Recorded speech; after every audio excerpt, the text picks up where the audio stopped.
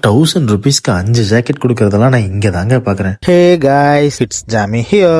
நானும் என் ஃப்ரெண்ட்ஸும் வின்டர் சீசனுக்கு ட்ரெஸ் பர்ச்சேஸ் பண்ணலான்னு போன இடம் தாங்க குன்னூர்ல இருக்க வெல்லிங்டன் மார்க்கெட். வீட்ல இருந்து கிளம்பி நேரா நான் மேட்டுப்பாளையம் போயிட்டேங்க. மேட்டுப்பாளையத்துல இருந்து என் ஃப்ரெண்டை பிக்கப் பண்ணிட்டு நேரா நாங்க குன்னூர் ஏற ஸ்டார்ட் பண்ணிட்டோம். குன்னூர் வந்து எனக்கு எப்பவுமே ஸ்பெஷலுங்க.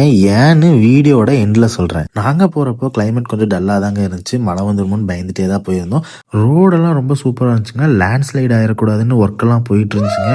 அப்படியே நம்ம குரங்கு நண்பரை பார்த்து ஒரு வணக்கத்தை சொல்லிட்டு குன்னூர் வந்துட்டோங்க.